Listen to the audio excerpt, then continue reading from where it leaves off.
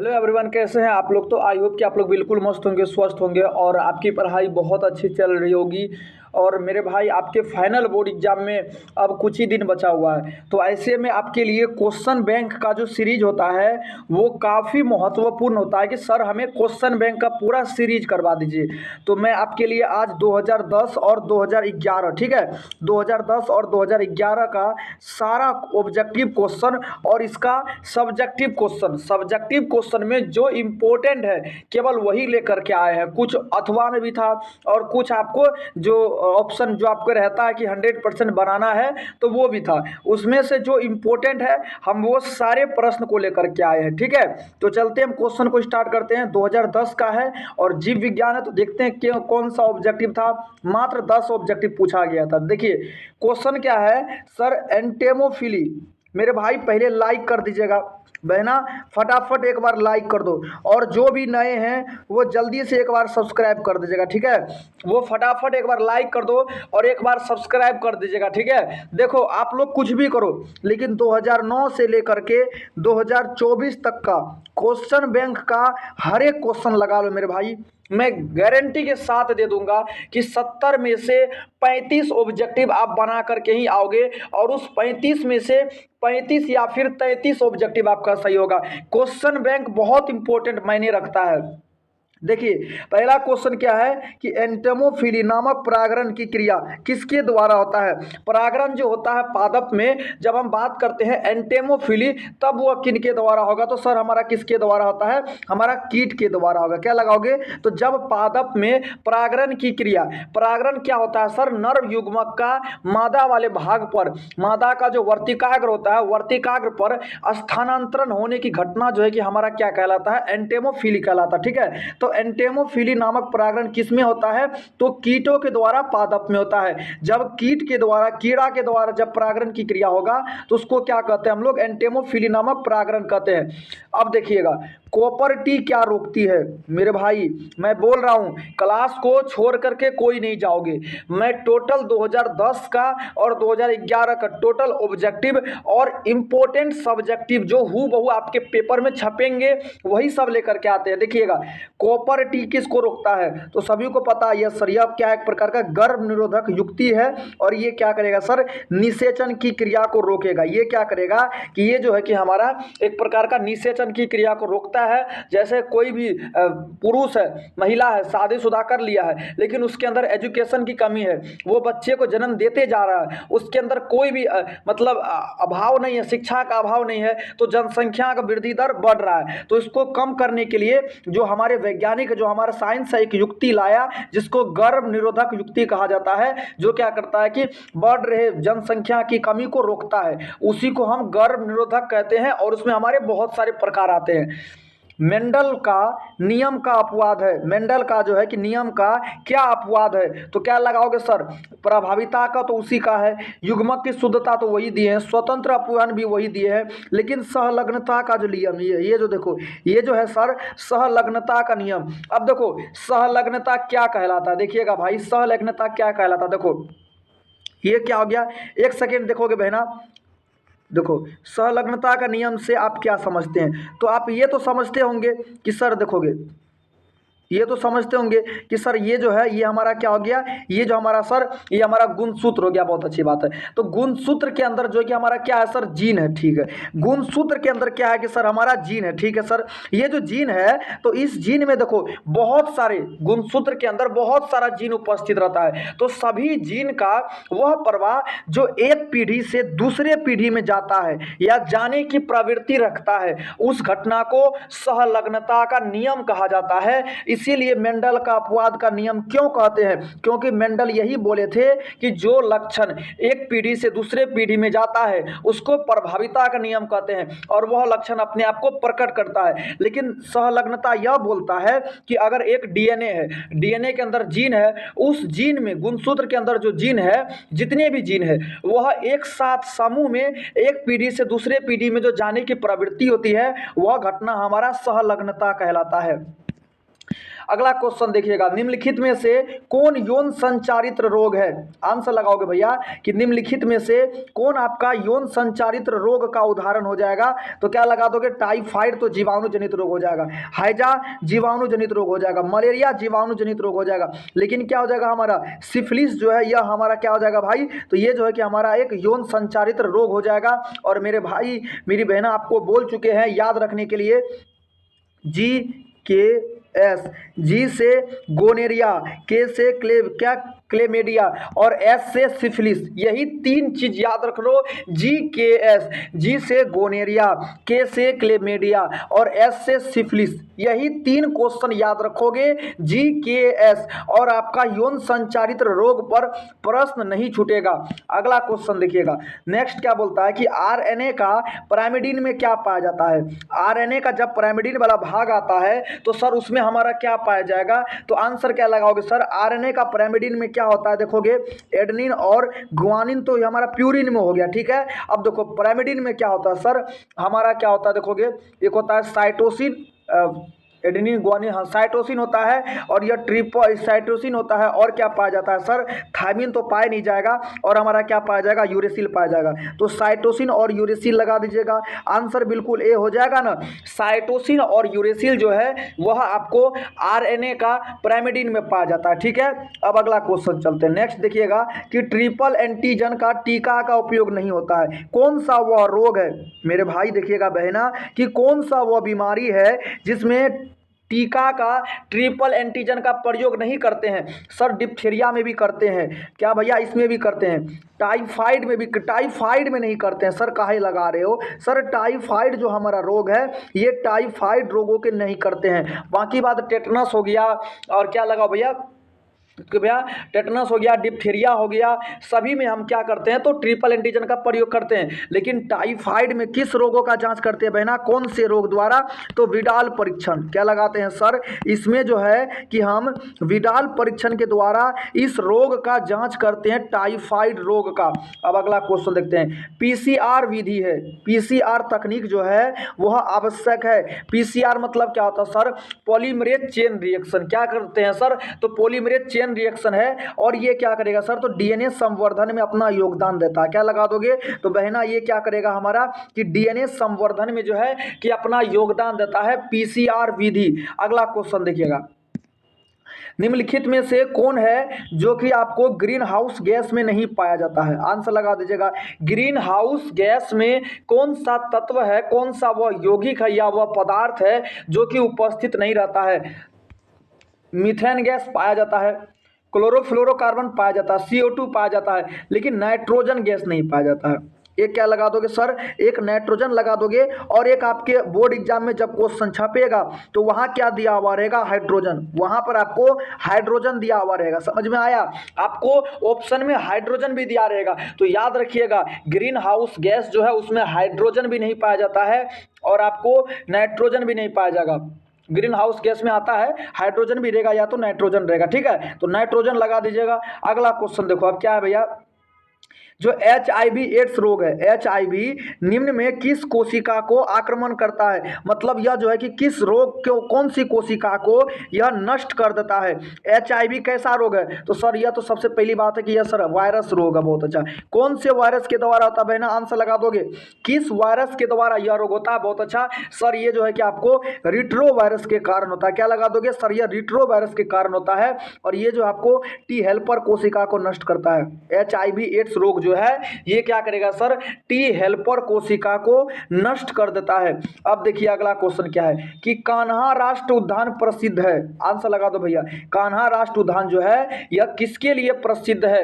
Answer लगा दोगे, जो कान्हा राष्ट्र उद्यान है वह कौन से जीव के लिए प्रसिद्ध है? चिड़िया के लिए, गेंडा के लिए, बाघों के लिए, या फिर घड़ियाल के लिए? तो किसके लिए है भैया? ये हो जाएगा आपको कान्हा राष्ट्र उद्यान जो है ये किसके लिए हो जाएगा? आपको गेंडा के लिए, ठीक है। घड़ियाल नहीं लगाइएगा, गेंडा हो जाएगा। क्या लगाओगे सर? ये जो है कि गेंडा के लिए प्रसिद्ध है। कान्हा राष्ट्र उद्यान किसके लिए है? तो सर ये आपको गेंडा के लिए प्रसिद्ध है।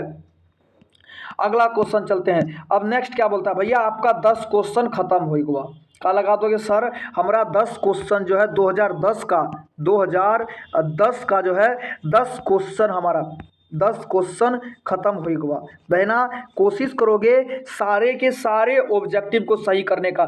10 ऑब्जेक्टिव खत्म, 2010 का ऑब्जेक्टिव तो सेट देख लिए। अब देखते हैं सर 2011 का ऑब्जेक्टिव सेट, 2010-11 का ऑब्जेक्टिव सेट देखते हैं। इसमें भी हमारा कितना है, तो सर पूरे के पूरे 10 ऑब्जेक्टिव है। इसमें से देखिएगा इस 10 में कितना ऑब्जेक्टिव सही होता है। ठीक है, तो लाइक कर दो मेरे भाई, पहले तो एक बार लाइक कर दोगे बहना। लाइक कोई भी नहीं करते हो ना, तो शेयर करते हो मेरे भाई, शेयर कर दिया करो। क्या दिक्कत है, हमसे क्या दिक्कत होती है बहना, एक बार शेयर कर दिया करो। आप लोगों के लिए इतना अच्छा सेशन लेकर के आते हैं। हमने वादा किया है कि पूरा क्वेश्चन बैंक 2009 से 2024 तक का हम पूरे अच्छे से ख़त्म करेंगे, हड़बड़ा करके नहीं करेंगे। तो मेरे भाई शेयर तो कर दो। और क्वेश्चन बैंक से आपके बोर्ड एग्जाम में 65% क्वेश्चन बैंक से ही होता है, बाकी 35% जो है वो कॉन्सेप्ट बेस्ड रहता है। क्वेश्चन देखिएगा, क्वेश्चन क्या देखिएगा, पहला क्वेश्चन देखो भैया क्या है, देख सेकेंड। देखिए पहला क्वेश्चन क्या है कि डीएनए का पिरामिडिन में पाया जाता है। आंसर लगा दोगे सर, डीएनए का पिरामिडिन में क्या पाया जाता है। वहां पर हमारा आरएनए का पिरामिडिन था, लेकिन डीएनए का पिरामिडिन में क्या पाया जाएगा, तो सर डीएनए की जब पिरामिडिन आ जाएगा तो थायमिन जो है सर वह साइटोसिन, थायमिन और साइटोसिन पाया जाएगा। सर आंसर क्या लगा दोगे, तो थायमिन और साइटोसिन पाया जाएगा। आंसर ए लगा दोगे सर, जो है कि हमारा थायमिन और यह साइटोसिन पाया जाता है। देखो एक चीज़ याद रखिएगा, एडेनिन जो है वो हमेशा डबल बॉन्ड के द्वारा थायमिन के साथ जुड़ेगा, जबकि जो गुआनिन हो जाएगा वो ट्रिपल बॉन्ड के द्वारा हमेशा किसके साथ जुड़ेगा, तो सर हमारा वो जो है कि साइटोसिन के साथ जुड़ेगा। याद रखिएगा, एडेनिन थायमिन के साथ जुड़ता है, गुआनिन जो है वह साइटोसिन के साथ जुड़ता है ट्रिपल बॉन्ड के द्वारा। यहाँ से ऑब्जेक्टिव पूछा ही जाता है। और यहाँ से मेरे भाई एक चीज याद रखोगे, निशांत कुमार देखोगे भैया, जो भी हमारी बहना है, महिमा कुमारी, गोल्डी कुमारी बहना, क्या बोलता है गुड, बिट्टू कुमार, जो भी है, कंचन कुमारी देखोगे, खुशी, इसमें देखो क्या होता है, एडेनिन जो थायमिन के साथ जुड़ता है। यहाँ से क्वेश्चन देखो कितना अच्छा अच्छा क्वेश्चन बन रहा है। देखो एक देखो भैया, एक क्या है, हड़बड़ मत करो सर, आगे आगे, वरना हमेशा आगे ही रह जाओगे। देखिएगा पी फॉस्फेट ग्रुप, यहाँ से पूछा जाता है क्वेश्चन। जब यहाँ से पूछ लेंगे अभी तो क्वेश्चन सॉल्व नहीं होगा। क्या पूछता है कि सर देखो ये जो हमारा पेंटो शुगर है ये नाइट्रोजन बेस से किस बॉन्ड के द्वारा जुड़ा हुआ है। ये जो बॉन्ड है आपको, ये कौन सा बॉन्ड है सर, ये किस बॉन्ड द्वारा जुड़ा होता है। आंसर लगा दो। तो सर आगे चलिए, आगे चलिए, नेक्स्ट क्वेश्चन। नेक्स्ट क्वेश्चन क्या होता है मेरे भाई, आंसर लगाओगे इसमें से कौन सा हो जाएगा, तो ये जो हमारा है सर एन ग्लाइकोसिडिक बॉन्ड, क्या लगा दोगे सर, ये हमारा एन ग्लाइकोसिडिक बॉन्ड के द्वारा जुड़ा होता है। ठीक है, नाइट्रोजन ग्लाइकोसिडिक बॉन्ड के द्वारा जुड़ा होता है। लेकिन जब हम बात करते हैं कि दो नाइट्रोजन बेस किस बॉन्ड के द्वारा जुड़ा होता है, तो ये हमारा क्या हो जाएगा सर, हाइड्रोजन बॉन्ड। क्या लगा दोगे, तो बहना ये हमारा हाइड्रोजन बॉन्ड। कुछ चीज को समझा करो, ठीक है। अगला क्वेश्चन देखिएगा, पहले समझाने दो भाई। अगला क्वेश्चन देखो बहना, एनिमोफिली नामक परागण किसके द्वारा होता है। आंसर लगा दो मेरे भाई, बिट्टू कुमार आंसर लगा दो, खुशी कुमारी आंसर लगाओगे, सफीना खातून बहना आंसर लगा दो, कौन से ग्रुप के द्वारा जुड़ा होता है, तो क्या लगा दोगे, एनिमोफिली में जो है कि हमारा सर वायु के द्वारा परागण होता है। क्या लगाओगे सर, वायु के द्वारा परागण होता है। इसको क्या कहते हैं हम लोग, एनिमोफिली। क्या बोलते हैं सर, इसको क्या बोलते हैं हम लोग, तो एनिमोफिली नामक परागण कहते हैं। और आप जो याद रखोगे, आप याद क्या रखोगे मेरे भाई, देखिए आप 4 चीज याद रखोगे। सबसे पहले अगर वायु के द्वारा परागण आता है तो क्या लगा दोगे सर, एनिमोफिली। क्या लगा दोगे, एनिमोफिली। एनिमोफिली बहुत अच्छी बात है। जब बात आएगा सर हमारा जल के द्वारा परागण, तब क्या लगाएंगे सर, हम लगाएंगे हाइड्रोफिली। क्या लगाएंगे सर, हाइड्रोफिली। जब बात आएगा कीट के द्वारा परागण, कीड़ा के द्वारा, तब क्या लगाएंगे सर, एंटेमोफिली। क्या लगाएंगे सर, एंटेमोफिली। लेकिन जब बात आएगा पंछी के द्वारा परागण, तब क्या लगाएंगे सर, तो हम लोग ऑर्निथोफिली। क्या लगाएंगे, ऑर्निथोफिली। याद रखिएगा, पंछी के द्वारा परागण ऑर्निथोफिली, कीड़ा के द्वारा परागण एंटेमोफिली, वायु के द्वारा परागण तो हमारा क्या हो जाएगा, एनिमोफिली। और जब जल के द्वारा परागण होगा तो जल के द्वारा हाइड्रोफिली। एक पारिस्थितिकी तंत्र में हरा पौधा क्या होता है, आंसर लगा दो भैया। हरा पौधा जो होता है मेरी बहना, एक पारिस्थितिकी तंत्र में हरा पौधा किस चीज का निर्माण करता है? तो सर वो जो है कि क्या भैया, उपभोक्ता तो कभी नहीं होगा, वो अपघटक की कभी नहीं होता है। तो आंसर क्या लगा देंगे? उत्पादक। क्या लगा दोगे? जो आपको हो जाएगा उत्पादक हो जाएगा। अब देखो यहाँ से बोर्ड एग्जाम में 2 क्वेश्चन बनेगा और गारंटी देते हैं कि फंसोगे ही फंसोगे। देखिएगा सर, प्राथमिक उत्पादक किससे संबंधित है? सर प्राथमिक उत्पादक किससे संबंधित है और द्वितीयक उत्पादक किससे संबंधित है? तो जब बात ऐसा आएगा कि प्राथमिक उत्पादक किससे संबंधित है, तो सर क्या लगा दोगे? इसमें क्या लगा दोगे सर? प्रकाश संश्लेषण। प्राथमिक उत्पादक जो है यह आपको प्रकाश संश्लेषण से है, लेकिन द्वितीयक उत्पादक की जब बात आएगा तो ये क्या हो जाएगा सर? हमारा शाकाहारी से है। समझ में आया? ये क्या हो जाएगा सर? शाकाहारी से है। याद रख लीजिएगा, अगर बोर्ड एग्जाम में आ जाएगा ना तब पता चलेगा कि सर काश अगर हम थोड़े से अच्छे से ध्यान दिए हुए रहते, अगर क्लास से नहीं जाते तो आज मेरा आंसर सही हो जाता है। कम से कम अब आप लोग बात करना छोड़ दो, अब अपने आंसर दो, अब दोस्ती यारी सब कुछ छोड़ दो। मेंडल ने चयन किया था, मेंडल जो वैज्ञानिक है वह कौन से पादप का चयन किया था? चना का कतई नहीं सर, पाइनस का कतई नहीं सर, टमाटर का कतई नहीं। क्या लगा दोगे? तो मटर के पादप का चयन किया था। क्यों किया था सर? 7 जोड़ी विपर्यासी लक्षण पाया जाता है, प्रभाविता, अप्रभाविता, जीनोटाइप लक्षण होता है, फिनोटाइप लक्षण को देखने में आसानी होता है। इस प्रकार से ये जो है कि मटर के पादप का चयन किए थे। अगला क्वेश्चन देखते हैं। नेक्स्ट क्या है? निम्न में से कौन सा एक लिंगी पादप है? आंसर लगा दोगे। कौन सा पादप है जो आपको एक लिंगी है? या तो उसमें नर वाला भाग पाया जाता है या तो मादा वाला भाग। क्या लगाओगे बहना? आंसर लगा दो हरिओम गुप्ता। क्या लगाओगे ईशान गुप्ता सर? तो बी लगा, आंसर सी लगा दो सर। पपीता जो है ये हमारा क्या हो जाएगा सर? पपीता जो कि हमारा ये हमारा एक लिंगी हो जाएगा। ठीक है। अगर बात करते हैं सरसों की या गुड़हल का, तो ये दोनों जो है कि हमारा द्विलिंगी हो जाएगा। ठीक है। अब अगला क्वेश्चन देखते हैं। निम्नलिखित में से कौन सा आहार श्रृंखला है जो कि बिल्कुल का बिल्कुल सही है? आंसर लगा दो।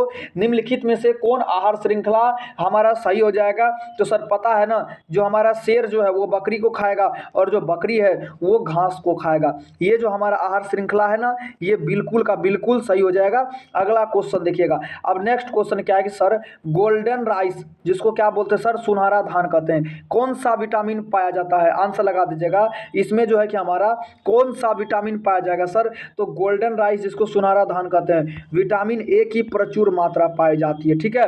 विटामिन ए की प्रचुर मात्रा पाई जाती है। अगला क्वेश्चन देखिएगा। गिर अभ्यारण्य प्रसिद्ध है? आंसर लगा दोगे। सर गिर अभ्यारण्य जो है वह किसके लिए प्रसिद्ध है? तो सर चिड़िया के लिए नहीं हो जाएगा, घड़ियाल के लिए भी नहीं हो जाएगा, गेंडा के लिए भी नहीं हो जाएगा। क्या लगा दोगे सर? हमारा शेर के लिए प्रसिद्ध है। गिर अभ्यारण्य किसके लिए हो जाएगा? तो हमारा सिंह के लिए प्रसिद्ध है। ठीक है। अब अगला क्वेश्चन देखते हैं। अब नेक्स्ट क्वेश्चन कहा है, देखो सर न्यूक्लियोटाइड का निर्माण कैसे होता है? बहना न्यूक्लियोसाइड पूछा गया है। न्यूक्लियोसाइड का निर्माण कैसे होता है? तो क्या करते हैं, देखो जब एक पेंटोस शुगर केवल नाइट्रोजन बेस से जुड़ा होता है तो हमारा न्यूक्लियोसाइड का निर्माण होता है। ठीक है। न्यूक्लियोसाइड में जो है कि हमारा केवल पेंटोस शुगर और नाइट्रोजन बेस पाया जाता है, लेकिन जब बात करते हैं न्यूक्लियोटाइड का तो पेंटोस शुगर, नाइट्रोजन बेस और आपस में क्या होता है सर? तो फॉस्फेट ग्रुप भी होता है। क्या होता है? ये हमारा न्यूक्लियोटाइड हो जाएगा। और जो हमारा जिसमें फॉस्फेट ग्रुप नहीं है वो क्या हो जाएगा? हमारा न्यूक्लियोसाइड। तो आंसर ए करेक्ट ऑप्शन हो जाएगा। ठीक है। अगला क्वेश्चन देखिएगा। अब क्या भैया कि एंटीकोडोन किस में पाया जाता है? आंसर लगा दो मेरे भाई कि सर एंटीकोडोन वाला भाग जो है वह किस में पाया जाएगा? तो वो हमारा किस में पाया जाएगा बहना? टीआरएनए में जो है कि सर एंटीकोडोन पाया जाता है। क्या लगा दोगे? तो सर जो हमारा टीआरएनए का जो संरचना है ना, उसमें हमारा एंटीकोडोन वाला भाग पाया जाता है।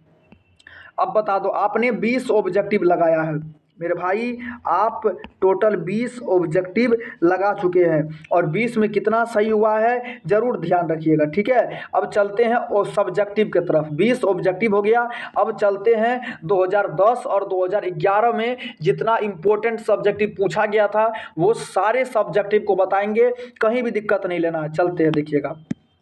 सबसे पहला क्वेश्चन क्या है कि सर कॉर्पस लुटियम का क्या कार्य है? सर कॉर्पस लुटियम कहाँ पाया जाता है? देखोगे भैया, जो कॉर्पस लुटियम है बहना, देखोगे मेरे भाई देखो, कॉर्पस लुटियम कहाँ पाया जाएगा, तो ये आपको कहाँ पाया जाता है, देखोगे भैया ये जो है ना सर, ये हमारा अंडाशय में पाया जाता है। किस में पाया जाता है सर, ये जो है कि हमारा अंडाशय में पाया जाता है, और यहाँ पर पाया जाता है सर कॉर्पस लुटियम। क्या लगा दोगे सर, कॉर्पस लुटियम में छिद्र भी होता है। क्या लगा दोगे, यह अत्यधिक मात्रा में प्रोजेस्टेरोन हार्मोन्स का स्त्रवन करता है। मतलब देखो ये कहाँ पाया जाएगा, सबसे बड़ी बात तो सर ये महिला में पाया जाता है। ठीक है, ये महिला में पाया जाता है। जो अंडाशय होता है ना, तो अंडाणु में पहले प्राथमिक पुटक होता है। क्या लगाओगे सर, पहले प्राथमिक पुटक, द्वितीयक पुटक, तृतीयक पुटक, ग्राफियन पुटक। ग्राफियन पुटक से आपको अंडाणु का निर्माण होता है। उसके बाद हमारा एक होता है क्या, कॉर्पस लुटियम। तो कॉर्पस लुटियम जो है कि महिला के अंदर जो है प्रोजेस्टेरोन हार्मोन्स का स्त्रवन करता है।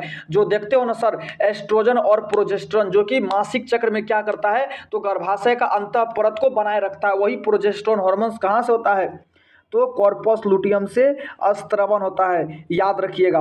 अगला क्वेश्चन देखते हैं। अब नेक्स्ट क्या है कि सर एड्स रोग का 2 प्रमुख लक्षण को लिखे। कौन सा प्रमुख लक्षण है, तो आपको पता है कि एड्स कैसा रोग है, तो यौन संचारित मैथुन क्रिया के दौरान फैलने वाला रोग है, या फिर संक्रमित व्यक्ति से फैलता है, संक्रमित ब्लड के आदान प्रदान से फैलता है। देखो वजन में कमी होने के कारण, वजन में कमी हो जाएगा जब एड्स रोग होगा, तो रोग से भैया, रोग से लड़ने की क्षमता में कमी हो जाएगा, मतलब शरीर में कमी हो जाएगा। अगर शरीर के अंदर जो भी इम्यून सिस्टम है, जो भी प्रतिरक्षा तंत्र है, वो कमजोर हो जाएगा। समझ में आया एड्स रोग का। अगला क्वेश्चन चलते हैं। एक क्या हो जाएगा सर, जनन अंग के पास क्या दाग का निशाना होना। हम बोले थे ना कल के सेशन में, जो मेल है या फीमेल है, उसके जो जनन अंग है उसके बगल में भैया दाग हो जाता है, ऐसे ऐसे धब्बानुमा संरचना दाग बन जाता है। ठीक है, ऐसे ऐसे दाग बन जाएगा, और इसमें क्या हो जाएगा, पानी छोड़ने लगेगा, गीला गीलापन हो जाएगा। तो ये भी आपको एड्स रोग का लक्षण है। अब देखिए अगला क्वेश्चन क्या है कि सर ट्रांसक्रिप्शन और ट्रांसलेशन से क्या समझते हैं।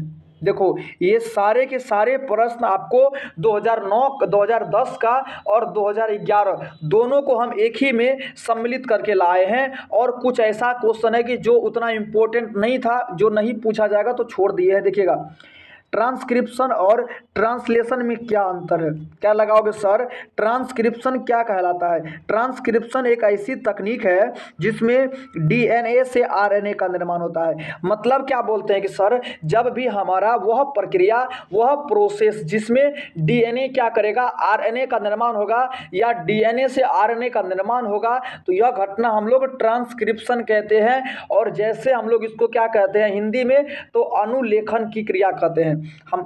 हम लोग हिंदी में क्या कहते हैं, इसी को तो कहते हैं ना अनुलेखन। क्या कहते हैं, तो अनुलेखन कहते हैं।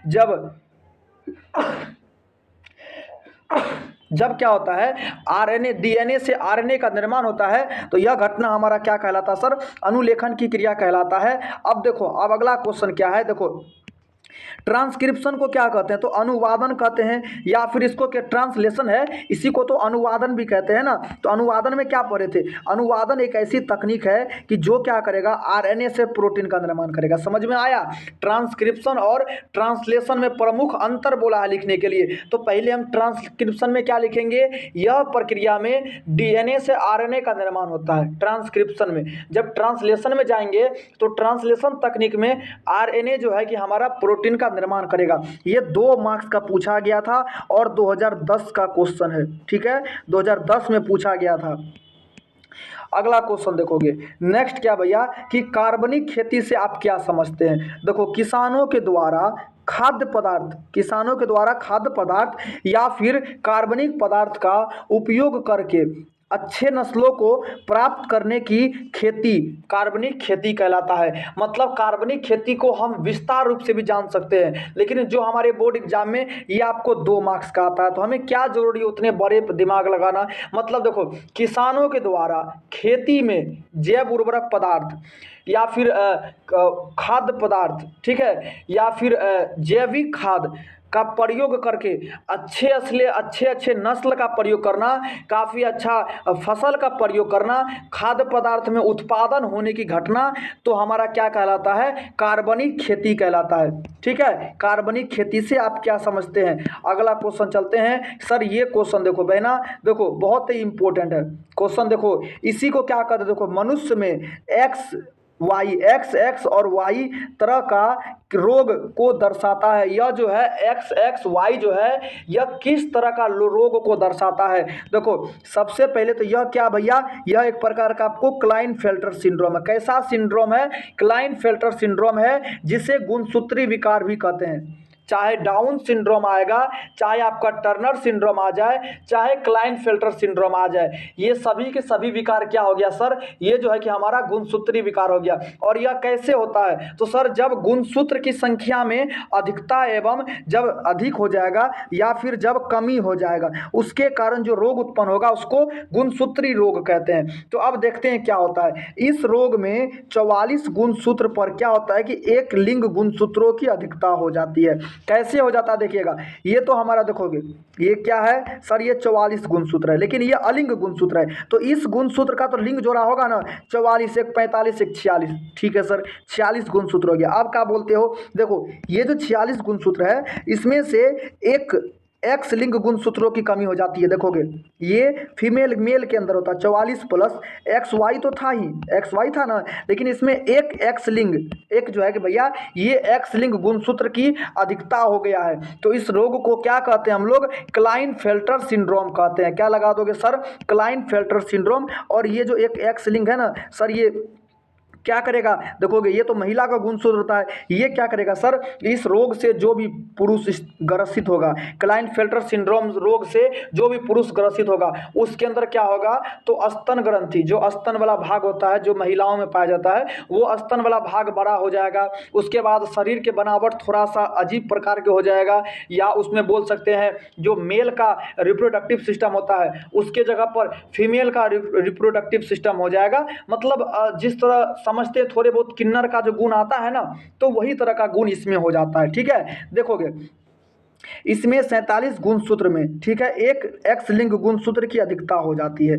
अर्थात इस रोग में गुणसूत्रों की संख्या कितना होता है? तो सर 47 होता है। यहाँ से ऑब्जेक्टिव देख लोगे बहना, यहाँ से ऑब्जेक्टिव यह कैसा है, कितना गुणसूत्र है? तो सर 47 गुणसूत्र इसमें पाया जाता है। और देखो इस रोग से ग्रसित पुरुष में महिला का गुण प्रकट हो जाता है। देखोगे महिमा कुमारी मेरी बहना, सभी कोई देखोगे इसमें से ऑब्जेक्टिव कैसे पूछता है। देखो क्वेश्चन पूछेगा कौन सा वह गुणसूत्री विकार है जिसमें पुरुष जो है महिला की तरह गुण प्रदर्शित करता है, तो क्या लगा देंगे सर, हमारा क्लाइनफेल्टर सिंड्रोम। ठीक है, मतलब एक तरह से किन्नर जानते हो उसी तरह का गुण इसमें भी आता है। देखोगे पुरुष में स्तन का बढ़ जाना, जो स्तन वाला भाग है वो बढ़ जाता है, और उसका आवाज थोड़ा सा लड़की जैसा भी लगता है, लड़का जैसा भी लगता है, मतलब दोनों का मिक्सचर बॉडी हो जाता है।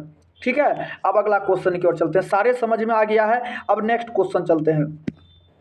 देखो सर एमिनो सिंथेसिस से आप क्या समझते हैं? ये जो है सर एमिनो सिंथेसिस, इससे क्या समझते हैं? देखोगे मेरे भाई, देखो एक सेकेंड, देखो कोई भी गर्भवती महिला है, एक सेकेंड देखिएगा, ये क्या है, देखो ये माँ है, ठीक है, गर्भवती माँ है, इसका पेट से यहाँ पर देखो भैया, ये क्या है भैया, तो यह एक प्रकार का क्या है आपको, ये क्या है, तो सर ये जो है कि हमारा एक भैया गुफा है, मतलब एक प्रकार का थैली है। ठीक है, और इसमें क्या पाया जा रहा है, तो इसमें हमारा क्या पाया जा रहा है सर, लिक्विड पाया जा रहा है। बहुत अच्छी बात है सर, लिक्विड पाया जा रहा है। तो डॉक्टर के द्वारा क्या करेंगे, इस लिक्विड को निकाल करके, इस लिक्विड का क्या करते हैं, तो सर हम लोग परीक्षण करते हैं। बहुत अच्छा, अगर इस लिक्विड का परीक्षण करके हम यह पता लगाएंगे कि ये जो शिशु पल रहा है इसमें किसी तरह का रोग उत्पन्न है कि नहीं है, रोग उत्पन्न है या फिर नहीं है, तो यह घटना हमारा एमिनो सिंथेसिस कहलाता है। बता दो, क्या हम समझाने से बेहतर तो डायग्राम बता दिया ना कि सर अगर कोई भी गर्भवती महिला है, ठीक है,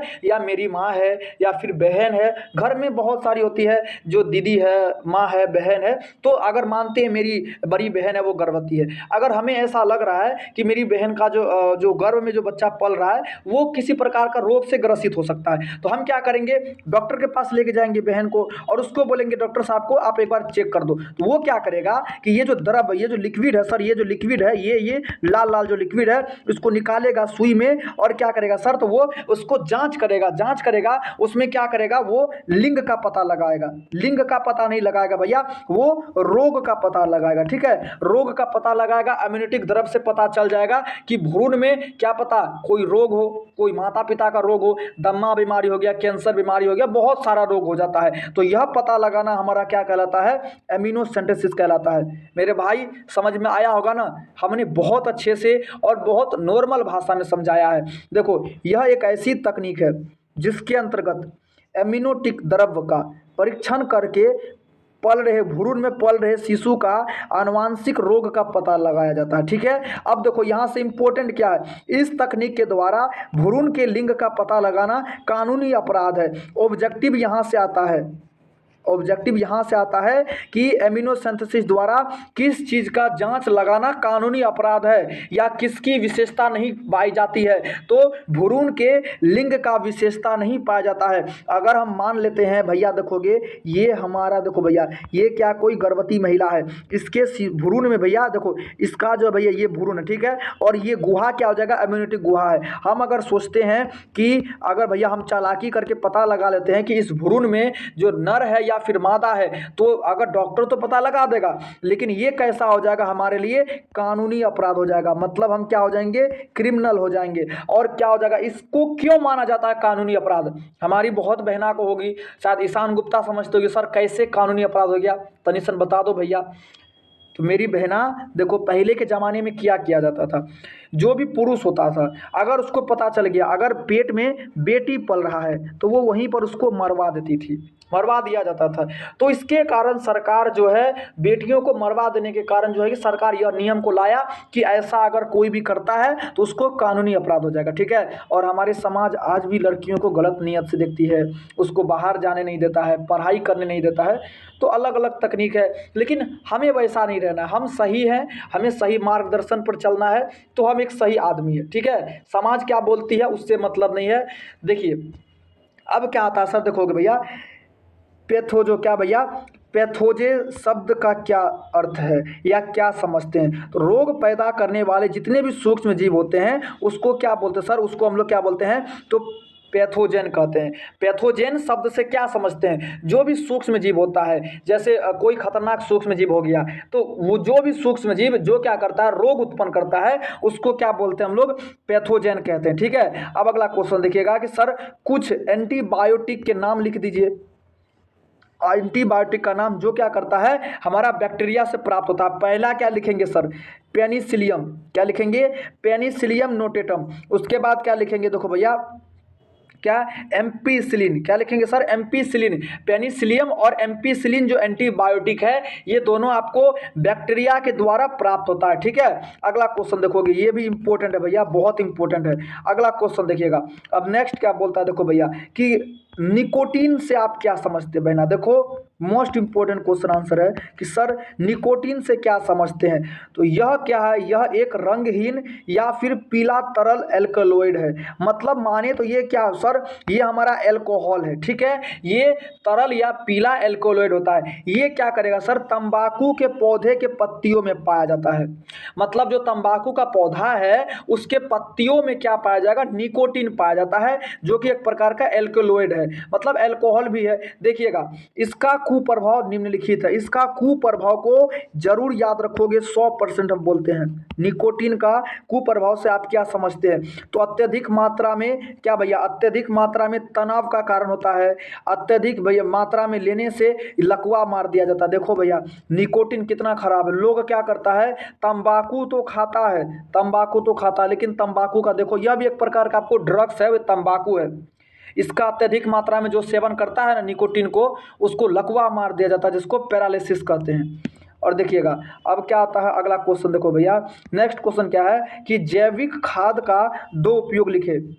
ये समझ में आया ना कि सर निकोटीन क्या है, तो बहना देखो निकोटीन एक प्रकार का आपको क्या, ड्रग्स है, खैनी है, सिगरेट है, बियर है, वही है। ठीक है, जो कहाँ पाया जाता है सर, तंबाकू के पत्तियों में पाया जाता है। जब उसका ज़्यादा मात्रा में सेवन करेंगे तो लकवा मार देगा, शरीर में तनाव बुझाएगा, शरीर में कंपन की प्रक्रिया आ जाएगी, शरीर सुखा जाएगा। समझ में आया निकोटीन। अब देखो सर जैविक खाद का 2 उपयोग लिख दिए।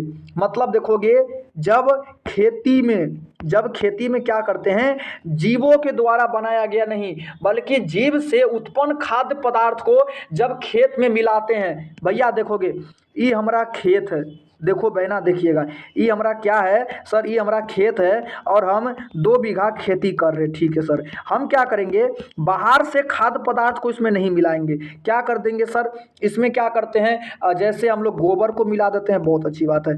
कोई जीव मर गया या कोई जंतु मर गया, कोई पादप मर गया, किसी कोई बड़ा सा प्लांट था वो गिर गया उसमें, तो अगर ये सब जीवों को इस खेती में अगर हम मिला देते हैं, मिलाने के पश्चात मिश्रण कर देते हैं, तब जो हमारा वहाँ का जो मिट्टी होगा वह उपजाऊ क्षमता हो जाएगा। ठीक है, उसका उपजाऊ क्षमता काफ़ी अधिक होगा, उसमें जो है कि पादप काफ़ी ज़्यादा होंगे, फसल का उत्पादन बहुत अच्छे से होगा, तो उसको क्या कहते हैं हम लोग, जैविक खाद कहते हैं। समझ में आया, मतलब देखो जीव से निर्मित खाद जैविक खाद कहलाता है। देखो यह मिट्टी की गुणवत्ता को बनाए रखने में मदद करता है, जब मिट्टी की उपजाऊ क्षमता को बनाता है। यह क्या भैया, प्रकृति एवं हानि, क्या भैया, हानि रहित होता है, मतलब ये कोई भी हानिकारक नहीं करता है।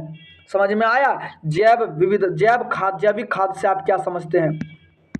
अगला क्वेश्चन देखोगे सर, पारिस्थितिकी तंत्र से आप क्या समझते हैं। हमें पता है, जैसे बच्चा ऑब्जेक्टिव कर लिया, 20 ऑब्जेक्टिव, सभी कोई सोचता होगा चलो चलो चलो क्या करेंगे रह करके। मेरे भाई याद रखोगे, आपका ये जो सेशन देख रहे हैं ना, ये सेशन बनाने में हमें 3 घंटा 20 मिनट लगा, केवल सेशन बनाने में 3 घंटा 20 मिनट लगा है। केवल क्वेश्चन को प्रैक्टिस, क्वेश्चन को लिखना, क्वेश्चन के बारे में देखना, केवल 3 घंटा लग गया है। और ये जो देखते हो ना सर, इतना सरल भाषा, ये सबको खोज खोज के लाने में बहुत टाइम लगता है बहना। अगर हम चाहेंगे ना तो इसको हम पूरा एनसीईआरटी से या फिर क्वेश्चन बैंक से छाप देंगे, लेकिन क्या करेंगे, क्वेश्चन बैंक का अगर छाप देंगे तो याद नहीं कर पाओगे, बोलोगे सर इतना हार्ड लगता है सर आपका लिखाया हुआ। तो इसीलिए बोलता भाषा लिखते हैं, बोर्ड एग्जाम में लिख सको। यह जीव मंडल में, यह जीव मंडल की एक स्वपोषी संरचनात्मक एवं क्रियात्मक इकाई है, क्रियात्मक इकाई है। देखोगे सर, पारितंत्र से आप क्या समझते हैं। ये पूरा का पूरा सर दुनिया है। ठीक है सर, इसमें बहुत सारे जीव पाए जाते हैं, बहुत अच्छी बात है सर। सभी जीव अपना भोजन प्रदान करने के लिए एक दूसरे पर निर्भर रहते हैं, ऊर्जा प्रदान के लिए करने के लिए सौर ऊर्जा पर निर्भर रहते हैं। यह घटना हमारा पारितंत्र कहलाता है। एक लाइन में समझ में आ गया होगा, आज के बात नहीं भूलोगे। मतलब जो पृथ्वी है इसमें बहुत सारे जीव है, बहुत अच्छी बात है सर, बहुत सारा जीव है। उसमें जैसे देखते हैं सर, अगर कोई शेर है वो क्या करेगा सर, किसी भी घोड़ा को खा लेगा, गधा को खा लेगा, बकरी को खा लेगा, लेकिन यही जो है ये क्या करेगा सर, घास को खाएगा। बहुत अच्छी बात है। घास क्या करता है सर, तो घास को उत्पादन कौन करता है, वही घास अपने से उत्पादन होता है। समझ में आया, मतलब दुनिया में पाए जाने वाले सभी जीव अपने पोषक पदार्थ को पाने के लिए प्रत्यक्ष या अप्रत्यक्ष रूप से एक दूसरे पर निर्भर रहते हैं। यही हमारा आहार श्रृंखला भी कहलाता है, और ये जो है कि हमारा एक पारितंत्र भी कहलाता है, एक चक्रण है। ठीक है, देखो ये इसमें देखो, यह ऊर्जा के लिए पूर्ण रूप से एक दूसरे पर निर्भर रहते हैं। इसमें आहार श्रृंखला एक निश्चित क्रम में होता है। देख लो, घास, बकरी और शेर। मेरी बहना, कहीं समझाने में तो दिक्कत नहीं करते हैं, कोई हार्ड लैंग्वेज नहीं लेकर के आते हैं जिससे कि दिक्कत हो जाए। ठीक है, तो एक बार लाइक तो कर दिया करो मेरे भाई, लाइक कर दिया करो। आपको कहीं भी क्वेश्चन बैंक ऐसा फॉलो नहीं कराया जाएगा, केवल क्वेश्चन बैंक का लेकर के आता है। आप देखिएगा भैया, यूट्यूब पर सर 2009 को तो लेकर के आता है और 2024 तक का सारा ऑब्जेक्टिव करवा के चला जाता है, 2024 तक का सारा ऑब्जेक्टिव करवा के चला जाता है, लेकिन वो सब्जेक्टिव नहीं करवाता है। हम आपके लिए लेकर के आए सब्जेक्टिव, तो आपके प्रेम के लिए लेकर के आए मेरी बहना। लाइक कर दिया करो मेरे भाई, बार बार बोलता हूँ, एक लाइक करके और एक शेयर कर दिया करो। देखिएगा, कैंसर का 2 प्रमुख लक्षण को लिखे, तो कैंसर का 2 निम्नलिखित लक्षण है। कौन सा लक्षण है सर, वजन में कमी हो जाएगा, शरीर के किसी भाग का अत्यधिक वृद्धि हो जाएगा, शरीर में कमी हो जाएगा, वजन में कमी हो जाएगा, सूखा खांसी आएगा, मुंह से खून आने लगता है, बहुत सारे इसके लक्षण होते हैं कैंसर रोग का। ठीक है, वो पता है, आप लिख दोगे। जैसे हम बात करते हैं, शरीर सूखा गया, शरीर के वजन में कमी आ गया, सूखा खांसी होने लगेगा, सिर दर्द करने लगेगा, पेट दर्द करने लगेगा, कमजोरी महसूस होने लगेगा। ठीक है, ये सभी लक्षण क्या है, तो कैंसर रोग का 2 लक्षण है। अगला क्वेश्चन देखिएगा, अब क्या बोलता है कि सर देखो ये क्या, सहलग्नता से आप क्या समझते हैं। मतलब देखोगे ये क्या है, सर ये हमारा माता है, ठीक है, और ये क्या सर, ये हमारा पिता है, ठीक है, और ये क्या है सर, ये हम है, ठीक है सर, ठीक है, ये हम है। अगर हम बात करते हैं, ये अगर माँ जी है, पिताजी है, तो पिताजी के अंदर क्या होगा सर, जीन होगा, गुणसूत्र होगा, देखोगे सर, यस सर, गुणसूत्र का डायग्राम बना दो, देखो कुछ इस प्रकार का होता है ना, गुणसूत्र का डायग्राम, बहुत अच्छी बात है सर। इसके अंदर जो है ना सर, हमारा जीन रहता है, बहुत सारा जीन रहता है, बहुत अच्छी बात है। तो ये जो जीन है सर, एक दूसरे के पूरक तो रहते हैं ना, बहुत अच्छा।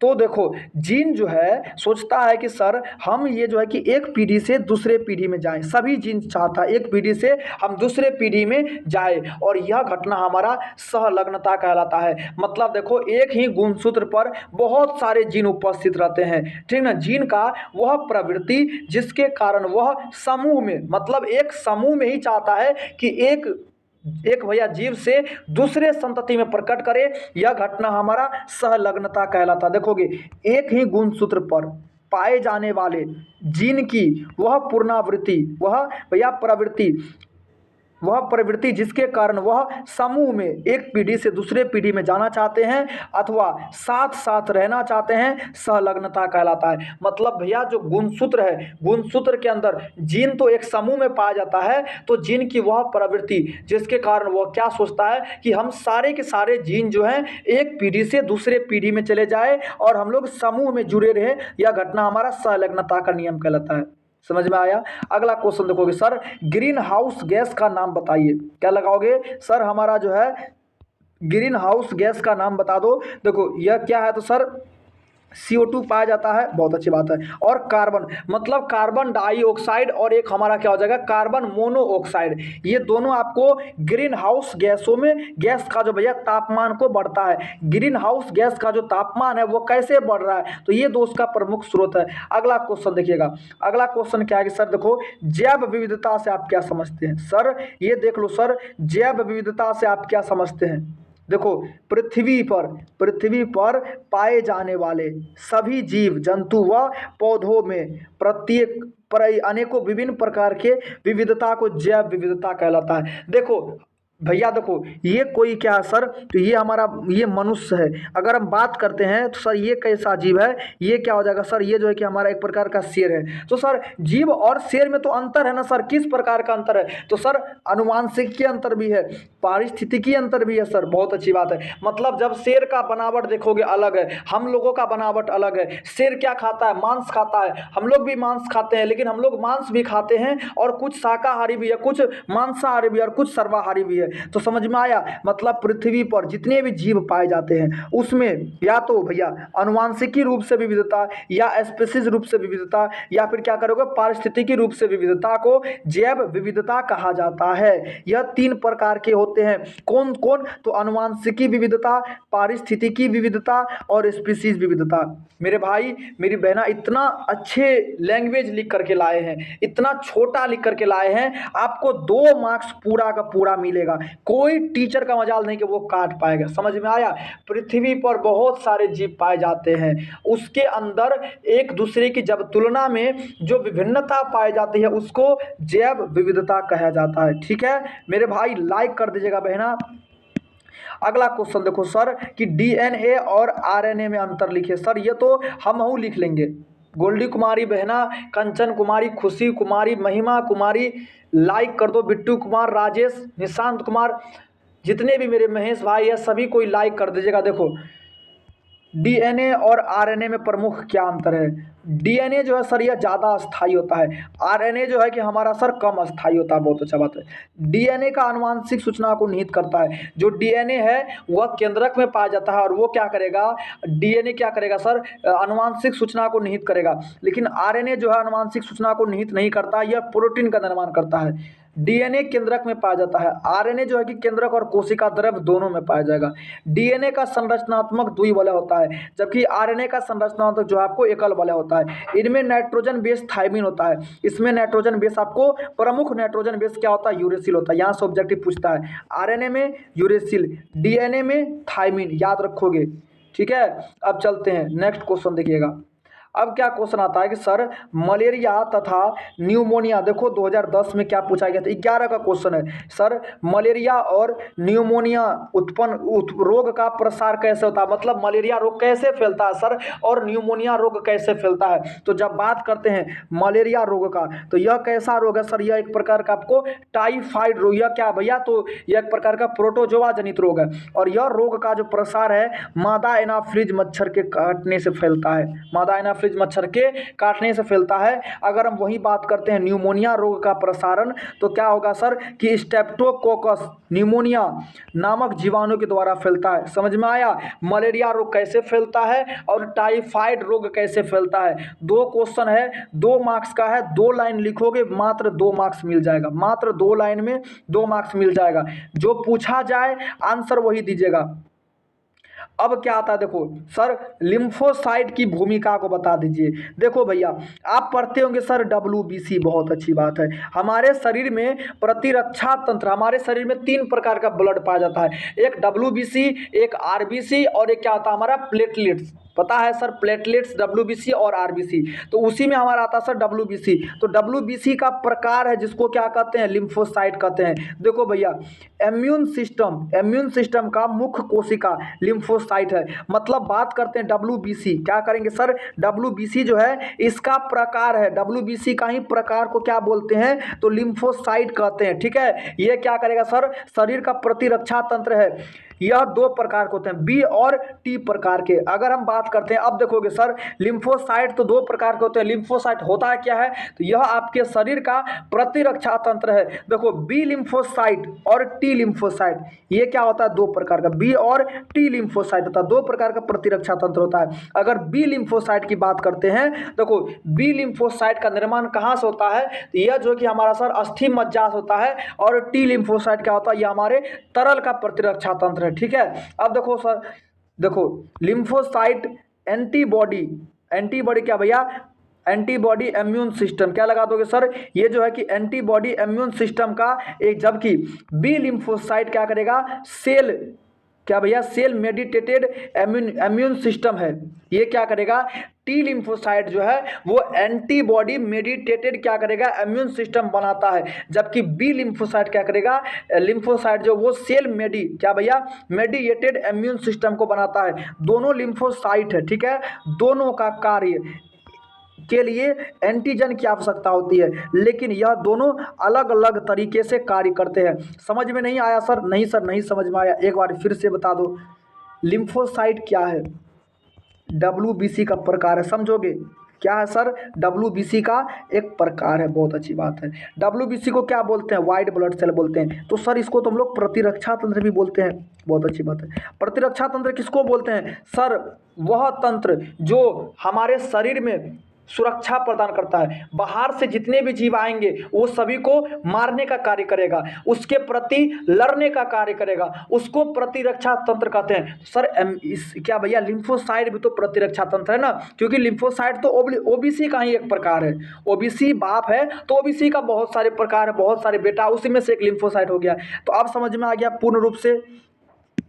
अब अगला क्वेश्चन का चलते हैं, नेक्स्ट क्वेश्चन। अब चलते हैं सर हम लोग दीर्घ उत्तरीय क्वेश्चन। क्या सर लघु उत्तरीय खत्म हो गया, हाँ सर लघु उत्तरीय खत्म हो गया। अब चलते हैं दीर्घ उत्तरीय 5 मार्क्स पर आधारित प्रश्न। अब देखोगे सबसे पहला क्वेश्चन क्या, देखो भैया कितना बड़ा है, देखो सर पुष्पी पौधों में निषेचन की क्रिया से आप क्या समझते हैं। सर इसको इतना बड़ा समझाओगे, हाँ काहे नहीं समझाएंगे बहना। देखोगे मैं बार बार बोलता हूँ भैया, जिसको जाना है वो जा सकते हैं, जिसको पढ़ाई करना है, जिसको बोर्ड एग्जाम में बेहतर कुछ करना है वो क्लास में रहोगे। मैं बार बार बोलता हूँ, हरिओम गुप्ता बहना आप तो क्लास में रहते ही हो, गोल्डी कुमारी, कंचन कुमारी, महिमा, खुशी कुमारी बहना अंतिम तक रहोगे। चूँकि अगर हम आपके लिए मेहनत करते हैं, ये जो सेशन आप देख रहे हो ना, 3 घंटा 20 मिनट लगा है एक सेशन को केवल बनाने में, केवल आपके लिए PPT तैयार करने में। ये जो देखते हो सर इतना इजी लैंग्वेज है, इसको समझने में पहले समझना पड़ता है फिर लिखना पड़ता है सर, इजी लैंग्वेज को समझना पड़ता है। देखो पुष्पी पौधे में निषेचन की क्रिया से आप क्या समझते हैं। देखोगे सर निषेचन की क्रिया की जब बात आएगा, इसके अंदर देखो सबसे पहले तो क्या हो जाएगा सर, एक नर भाग है, ठीक है सर। देखोगे बहना कितना इजी में समझा देंगे, देखिएगा देखोगे ये क्या हो जाएगा सर, ये जो है कि हमारा क्या हो जाएगा सर, ये हमारा मादा वाला भाग हो जाएगा। बड़ा अच्छा डायग्राम बनाए हैं सर। अब देखो इसके अंदर क्या पाया जा रहा है, तो सर हमारा नर युग्मक पाया जा रहा है। ठीक है, देखो पुष्प का नर भाग परागकोश में परागकण जब परिपक्वन हो जाएगा, जब परागकण खाना पीना खा करके मस्त मोटा तगड़ा हो जाएगा, लगेगा कि हाँ अब जो है हम एक नया फल का निर्माण करने योग्य हो गए हैं। जैसे देखो अगर कोई भी लड़का है या कोई भी पुरुष है, उसके अंदर क्या होता है भैया, शुक्राणु का निर्माण हो जाता है, स्पर्म परिपक्वन होता है, तब जो है कि वो क्या करेगा, मैथुन क्रिया के दौरान अपने स्पर्म को महिला के योनि मार्ग में देता है। तो उसी तरह पुष्प में भी होता है, निषेचन भी वही हो गया यहाँ पर निषेचन, और हम लोग का जो फीमेल वाला है उसमें निषेचन। देखो जब इसमें नर युग्मक परिपक्वन हो गया, ठीक है, यहाँ से क्या करेगा, नर युग्मक बाहर निकल रहा है। देखो भैया परिपक्वन हो गया, नर युग्मक बाहर निकल करके कहाँ पर पहुंच रहा है, तो मादा के वर्तिकाग्र वाला भाग पहुंच रहा है ना भैया। हाँ सर, ये क्या करेगा, ये जो है कि हमारा फीमेल का प्लांट वाला वर्तिकाग्र का भाग है। देखो जब नर युग्मक परागकश, देखो परागकोश के अंदर पुष्प का नर युग्मक होता है, नर युग्मक जब परिपक्वन हो जाएगा उसके पश्चात उसके वर्तिकाग्र पर पहुंचता है। बहुत अच्छी बात है, कोई ना कोई माध्यम के दौरान भैया, कोई ना कोई माध्यम के दौरान तो पहुंचेगा ना मेरी बहना। यस सर पहुंचेगा, काहे का दिक्कत ले रहे हो सर, थोड़ी बहुत तो हम लोग भी जानते हैं। देखोगे बहना अब यहाँ पर हमारा क्या पाया जाएगा सर, भ्रूण कोष पाया जाएगा। क्या पाया जाएगा बहना, तो सर हमारा जो यहाँ पर है ना भ्रूण कोष पाया जाएगा। बहुत अच्छा, क्या लगा दोगे सर, भ्रूण कोष पाया जाएगा। अब देखो यहाँ पर तो पहुँच गया सर, अब ये कैसे करेगा, देखो भैया हम भी है, देखो यहाँ से क्या करेगा, यहाँ पर एक क्या होता है, देखो यहाँ पर जो है कि हमारा 3 कोशिका स्थानांतरण होता है। यहाँ पर सर कौन सी कोशिका, 3 कोशिका, एक नर, 2 नर युग्मक, 2 नर युग्मक, और एक क्या होता है हमारा सर कायिक कोशिका। बहुत अच्छी बात है, ये कायिक कोशिका क्या करेगा, हम बता चुके हैं कायिक कोशिका क्या करता है। तो सर देखो यही वो कायिक कोशिका है जो क्या करेगा सर, परागनली का निर्माण करेगा। मतलब जो वर्तिकाग्र के अंदर जो पाइप नुमा संरचना जो होता है ना फिम्ब्राई जैसा, तो उसके अंदर ये क्या करेगा, एक नली का निर्माण करेगा। अब देखो अब जो हमारा ये 2 नर युग्मक है, देखो भैया 2 नर युग्मक जो है ये नीचे आएगा, नीचे आएगा, नीचे आ रहा है सर। एक नर युग्मक क्या करेगा, अंड कोशिका के साथ मिलेगा, पहला निषेचन। एक नर युग्मक क्या करेगा, द्वितीय केंद्र के साथ मिलेगा, दोहरा निषेचन। बस हो गया पूरा का पूरा। समझ में आया मेरे भाई मेरी बहना, समझ में आया, एक बार बता दो। अब किसी को समझ में नहीं आया होगा सर एक बार फिर से बता दीजिए। एक बार हमारी भैया का कहना है कि सर एक बारी इस क्वेश्चन को फिर से बता दीजिएगा तो सर बहुत अच्छा हो जाएगा। देखो देखो बहना, देखोगे ये क्या हो जाएगा हमारा, देखो भैया ये क्या है हमारा, तो ये पुष्प का नर वाला भाग है। ये कैसा भाग है सर, ये तो हम भी जानते हैं पुष्प का नर वाला भाग है। बहुत अच्छी बात है। अब देखोगे एक संरचना क्या बना रहे हैं, तो पुष्प का मादा वाला भाग भी तो बनाना पड़ेगा ना। यस सर, पुष्प का तो मादा वाला बनाना ही पड़ेगा। देखो बहना देखो ये क्या सर, तो ये जो है कि हमारा उतना अच्छा तो नहीं आ रहा डायग्राम बनाने, लेकिन हंसोगे नहीं, हंसोगे मेरे भाई, देखिएगा ये क्या हो जाएगा, देखो ये क्या हो जाएगा, ये हमारा नर युग्मक हो गया। ठीक है, नर युग्मक है सर।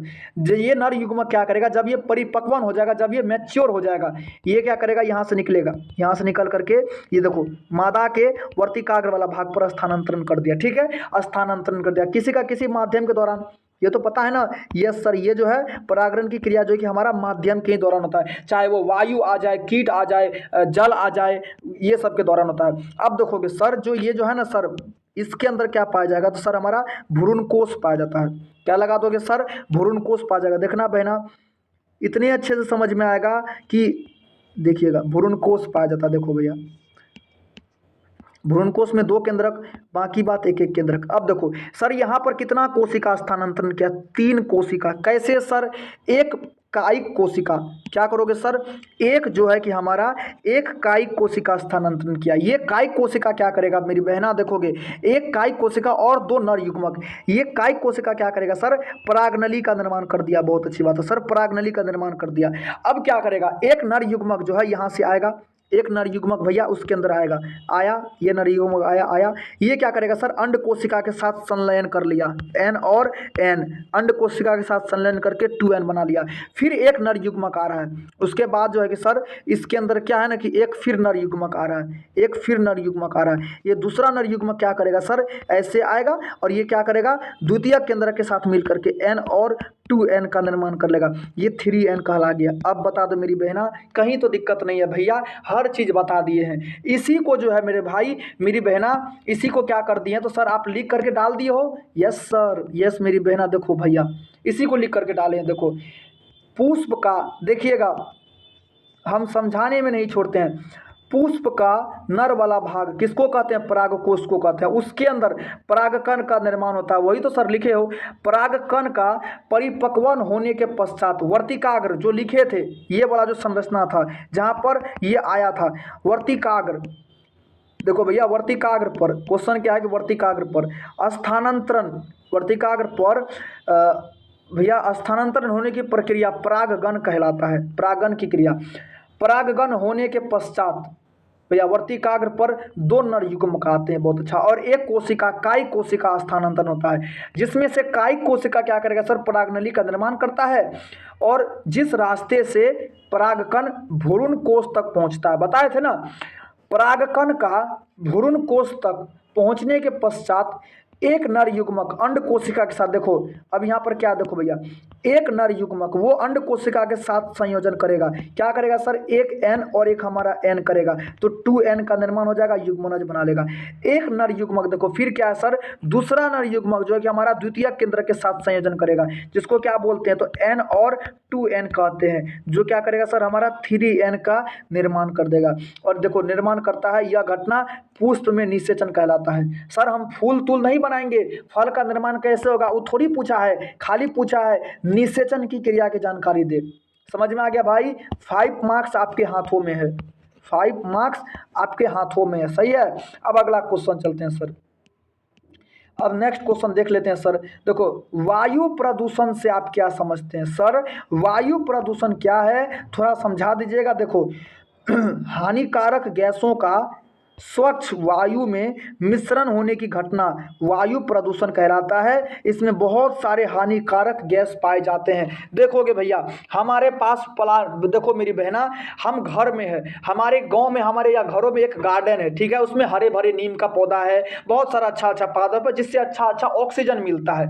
सर वो तो ऑक्सीजन अच्छा है, लेकिन आप तो यहाँ वायु प्रदूषण की बात की है, बहुत अच्छी बात है सर। जब हमारा क्या हो जाएगा, घर के पास हमारा फैक्ट्री हो जाएगा, क्या लगाओगे सर, फैक्ट्री है, तब क्या करेंगे सर, ये जो फैक्ट्री हो जाएगा ना, इसमें बहुत सारा देखोगे कुछ इस प्रकार का चिमनी होता है बहना, देखोगे यस सर इस प्रकार का चिमनी होता है। तो इस चिमनी से क्या होता है सर, देखोगे बहना इस चिमनी से क्या होगा ना सर कि धुआं बाहर निकलेगा, धुआं देखोगे सर, धुआं बाहर निकलेगा, बहुत अच्छी बात है। ये धुआं क्या करेगा, प्रकृति में जो शुद्ध वातावरण है, जो शुद्ध हवा है, उसमें ये मिल जाएगा। चिमनी के अंदर से, फैक्ट्री के अंदर से बहुत खराब खराब धुआं निकलता है, प्लास्टिक जलता है, लोहा को पिघलाया जाता है, तो वो सभी धुआं क्या करेगा, अच्छे अच्छे हवा में मिश्रण कर देगा, और उसको जब हम लोग लेंगे फेफड़ा खराब हो जाएगा, दमा रोग हो जाएगा, कैंसर रोग हो जाएगा, सांस लेने में कठिनाई होगा। तो अब समझ में आया सर, वायु प्रदूषण क्या कहते हैं, हानिकारक गैसों का स्वच्छ वायु में मिश्रण की घटना वायु प्रदूषण कहलाता है। इसमें बहुत सारे हानिकारक गैस जो भैया की सूक्ष्म स्वच्छ वायु में पाया जाता है। वायु प्रदूषण का कुप्रभाव को देखिए, ये वायु प्रदूषण मानव व पशुओं के श्वसन तंत्र में काफ़ी प्रभाव डालता है। मनुष्य क्या भैया, वायु प्रदूषण के कारण जीव में अनेकों प्रकार का रोग उत्पन्न हो जाता है, ठीक है। केवल इतना ही लिखोगे, आपके मार्क्स 5 मार्क्स नहीं कटेंगे, एक भी मार्क्स नहीं कटेगा। वायु प्रदूषण में कुछ ज़्यादा नहीं लिखना पड़ता है। अब क्या होता है सर, फिंगर प्रिंटिंग से आप क्या समझते हो भैया, सर फिंगर प्रिंटिंग समझा दियो थोड़ी सा मेरी बहना, पहले हम समझा चुके हैं कि फिंगर प्रिंटिंग से आप क्या समझते हो, याद है गोल्डी कुमारी बहना, सभी कोई निशांत कुमार पहले ही बता चुके हैं, बायोलॉजी में केमिस्ट्री का नाइट क्लास में बताए थे, फिंगर प्रिंटिंग के दौरान कैसे आप जो है कि अपने माता पिता को पहचान पाएंगे कि सर ये हमारा ही माता पिता है। आज के सामाजिक और शारीरिक स्थितियों में फिंगर प्रिंटिंग का क्रिया एक अद्भुत उपयोग देन है। ठीक है सर। इस विधि में डीएनए का अनुक्रम व्यवस्थित का पुनरावृत्ति डीएनए का उपयोग किया जाता है। बहुत अच्छी बात है सर। देखो इसमें होता क्या है, देखो सर इसमें क्या किया जाता है, तो यह एक ऐसी विधि है जिसका उपयोग कई तरह के अपराधियों को पकड़ने में किया जाता है। जैसे फोरेंसिक विज्ञान के प्रयोगशाला में माता पिता से बच्चों को जानकारी प्राप्त करने में, मतलब यह असली माता पिता या नहीं, या कानूनी अपराध को। मेरे भाई बहना ये लॉन्ग टॉपिक है, हम समझा देंगे लेकिन शॉर्ट में कोशिश करेंगे। देखिएगा ये क्या है सर, ये डीएनए है। देखोगे भैया एक सेकंड तो भी कोशिश करते हैं बहना। ये क्या है कि सर ये हमारा डीएनए है। देखो भैया ये क्या हो जाएगा, ये हमारा डीएनए हो जाएगा।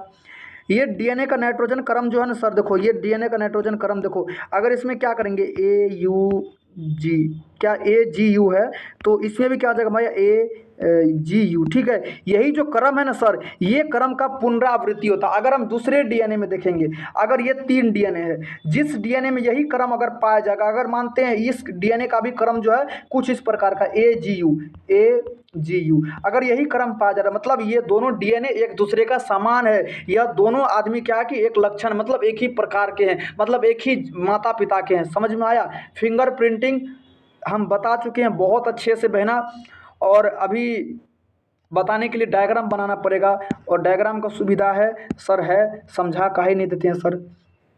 देखो भैया एक सेकंड देखिएगा, ये सर क्या है, ये डीएनए बनाए हो आप, बहुत अच्छा। आता तो नहीं है सर बनाने के लिए, नहीं आता मेरी बहना। देखोगे 3 है, 4 है, 5 है, 6 है। देखो A है, T है, C है, G है। ठीक है, मतलब छोटे छोटे बना देते हैं, 1 2 3 4 5 6 हो गया। इधर भी एक डीएनए बनाते हैं। देखोगे क्या करेंगे सर, इधर भी एक डीएनए बनाएंगे। बहुत अच्छी बात है। देखोगे बहना इधर भी डीएनए बनाते हैं। देखो एक सेकेंड, इधर भी एक डीएनए बनाते हैं। इधर भी क्या करते हैं सर, हम लोग डीएनए का क्या करते हैं, न्यूक्लियोटाइड को लेते हैं, न्यूक्लियोटाइड को लेते हैं। A है, T है, C है, G है। ठीक है, अब देखो सर एक इधर भी डीएनए बनाते हैं। किधर सर, एक इधर भी डीएनए। तभी तो फिंगरप्रिंटिंग समझने का सबसे अच्छा तकनीक यही है, अलग अलग डीएनए को बांटता है सर। अलग अलग डीएनए में देखो यहाँ पर 1 2 3 है। ठीक है, फिर 1 है, फिर 2 है, फिर 3 है। देखो A, ठीक, T है, C है, फिर क्या करेंगे G है, फिर T है, फिर C है। ठीक है, देखोगे फिर या हम यहाँ पर C को हटा देते हैं। देखो भैया 3 डीएनए है, तीनों के अंदर क्या है सर, नाइट्रोजन बेस पाया जा रहा है। बहुत अच्छी बात है सर, नाइट्रोजन बेस पाया जा रहा है। ये तो आप समझा दी हो, ये तो हम भी देख रहे हैं सर, क्या नॉर्मल वाली बात है। देखो तीनों पाया जा रहा है। ये क्या करेगा सर, ये बेटा है, ये भी ये देखो भैया ये क्या है, ये भी बोल दे कि सर ये हम इसका माँ है, और ये जो है ये क्या बोले सर, हम इसका माँ है, और ये क्या बोला सर, हम इसका, ये मेरा बेटा है। तो देखो ये जो बेटा है इसकी माँ के साथ शकल मिल रहा है, तो ये क्या कर देंगे सर, ये हमारा क्या हो जाएगा, असली माँ हो जाएगा, ये इसका असली माँ हो जाएगा। समझ में आया। अगला क्वेश्चन की ओर चलते हैं। अब नेक्स्ट क्वेश्चन क्या है कि सर देखोगे एक सेकंड देखिएगा सर, अब क्या सर, जनन स्वास्थ्य से आप क्या समझते हैं। देखोगे WHO के अनुसार कोई भी व्यक्ति वो स्वस्थ नहीं है, जबकि कोई, देखो WHO के अनुसार जनन स्वास्थ्य का तात्पर्य यह है कि कोई भी व्यक्ति जो है भैया वह सामाजिक, शारीरिक या मानसिक रूप से स्वस्थ होगा, तब उस व्यक्ति को स्वस्थ व्यक्ति कहा जाता है। और WHO के अनुसार कोई भी व्यक्ति स्वस्थ नहीं है, क्योंकि देखिए भैया कोई भी जो व्यक्ति है WHO के अनुसार दुनिया का कोई भी व्यक्ति स्वस्थ नहीं है। सर दिमाग खराब हो गया आपका, क्या बोल रहे हैं, हाँ सही बोलते हैं। देखो क्योंकि कोई भी व्यक्ति होगा वो मानसिक या शारीरिक सामाजिक रूप से स्वस्थ नहीं हो सकता है, चाहे आप हो, चाहे हम हो, दुनिया का कोई भी बाबाजी हो। हम आपको पढ़ाते हैं, बहुत अच्छी बात है। ठीक है सर, आप मेरे भाई बहुत टीचर बोलते हैं सर पैसा नहीं लेंगे, बहुत अच्छी बात है, लेकिन उसके अंदर बहुत सारी चीज़ लालच होगा। कोई बाबा है, बहुत अच्छी बात है, देखते होंगे एक आता है सर बाबा के पास लेके जाओ और बच्चा हो जाता है, ये बच्चा के लिए कोई आभूति देते हैं, तो वो सब भी पता है सर ये शारीरिक रूप से खेला जाता है, ये महिलाओं के साथ गलत काम करता है। तो कोई भी व्यक्ति अगर मानसिक, सामाजिक और शारीरिक रूप से स्वस्थ हो तो ऐसे व्यक्ति को जनन स्वास्थ्य कहा जाता है। अर्थात इस दुनिया में कोई भी व्यक्ति स्वस्थ नहीं है, कोई भी व्यक्ति स्वस्थ नहीं है। देखो क्या भैया, क्योंकि कोई भी व्यक्ति सामाजिक, शारीरिक और मानसिक रूप से स्वस्थ नहीं है, रह सकता है।